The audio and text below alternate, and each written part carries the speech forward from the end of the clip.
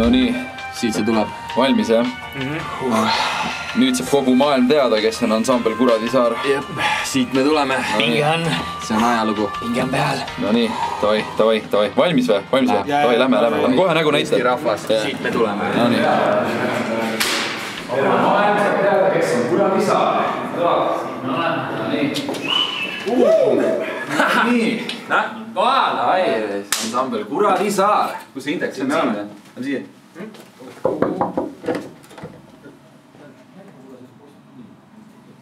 Mis kohe ei saa minna? Oota, kuni 40 mitti või? Toi, oot.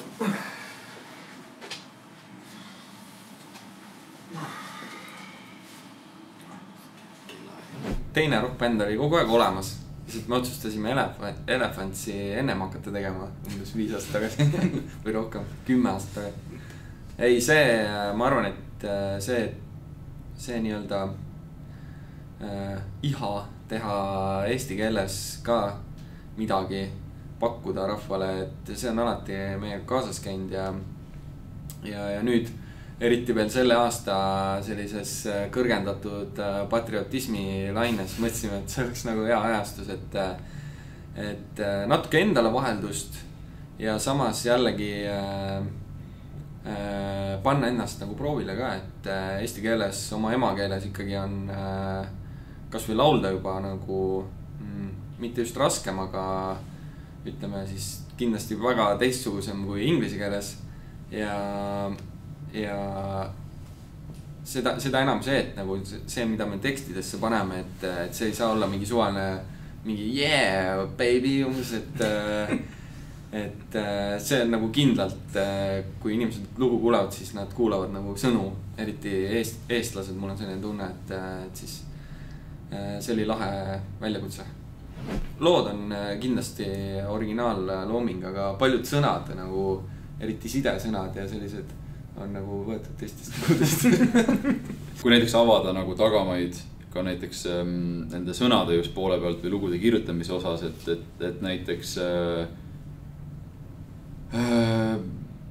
väga nagu keeruline oli kirjutada sõnu, sest et see oli mingisugune, ma ei tea, mingisugune loll surve või mingi mõte, aga nagu see ikkagi nagu mõtled 2 korda selle läbi või et vahel kui on nii, et tunned, et mingi inspiratsioon tuleb peale, kirjutad mingisuguse teksti või mingi asja ja siis saadad selle umbes teele ja pärast võib-olla kunagi sellest sünnib nagu lugu, siis näiteks minul isiklikult vähemalt nende Eesti asjadega oli küll see, et ma kirjutasin midagi ära, siis ma pidin nagu järgmine päev uuesti hommikul, kui ma ärksin üles, lugesin ta uuesti läbi, siis mõtlesin, kas see ikka nagu on nagu piisavalt nagu äge või niimoodi, mis on selles mõttes, et ei olnud selle nagu asja eesmärk, sest et me ei prooviki, ma ei tea, luua midagi absoluutset või ma ei tea midagi sellist, aga lihtsalt, et ütleme selline individuaalne nagu enda selline isiklik mäng või see nagu oskus ja see tase sai uuesti ikka nagu kõrgemale lükatud küll nagu selles. No Ultima Thule ja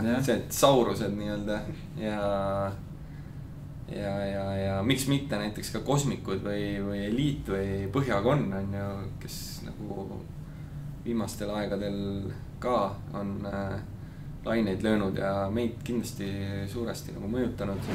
See on nii subjektiivne ja ma ei saa nagu selles mõttes kellegile, kes olen mina nagu kohut mõistma teistele, kui annan ise muusikat välja ja teised nagu arvaku sellest, mis tahavad, aga mulle lihtsalt tundub, et natuke nagu võiks rohkem pingutada nagu, et ma ei tea, et võibolla rocki puhul alati on olnud või selliste legendaarsete momentide puhul on alati olnud nagu võtmeks see, et midagi on reaalselt öelda või või ma ei tea, millegi vastu nagu või on siis nagu protesteeritud või nagu midagi, mis on nagu olulist, et mulle tundub, et seda pigem on vähe ja mitte ainult rockmuusikas, et sellist ma ei kujuta ette nagu poeetilisust või ehti just sõnade või nagu. Ja kes siis ei tea, siis me oleme Võsult pärit ja siis Käsmu poolsaare tipus on üks saar, mida kutsutakse Kuradisaareks. Ja sellega, sellest saarest on muidugi erinevaid legende, et kas või need meremehed, kellele sinna Käsmu kuskile sadamasse minekuks ja alati see saar ette jäis, see oli nagu kuradi saar. Ja samas, noh, ka see, et jällegi võibolla iseloomustamaks roki olukorda Eestis, et see on selline nagu kuradi saar väike või Eesti muusikat maailmas on ju, et. Ma eile juhuslikult käisin seda saart just vaatamas ja siis rääkisin oma giidi tööd tehes grupile, kes muga kaasas olid. Et kunagi mingi legend räägib, et selle saare peal oli ka kunagi üks kõrts, selle kuradi saare peal, kuhu siis meremehed liiga kauaks jäid. Siis me loodame, et meie plaatmen ka veits nagu see kõrts, et inimesed jäävad seda pikemalt nautima, võib-olla isegi liiga kauaks.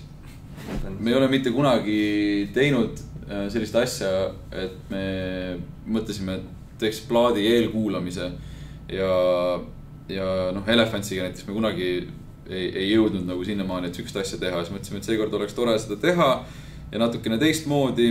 Ja et meil on õhtujuht, kelleks on Jüri Mutika, kes siis aitab meil seda õhtut nagu läbi viia ja inimesed saavad võimaluse, kuna see on tegelikult selles mõttes, ma ei tea, kuidas seda viisakalt öelda, see on kinnine üritus muidu, aga meil on nagu sinna loosida inimestele pääsmeid, kes tõesti tahavad tulla ja see sama loos siis meie sotsmeediakanalites lähebki käima ja siis on võimalik endale lunastada pääse sinna ja need inimesed saavad ühtlasi olla ka esimesed inimesed, kes saavad enda kätte Kuradi Saare värske debüütalbum.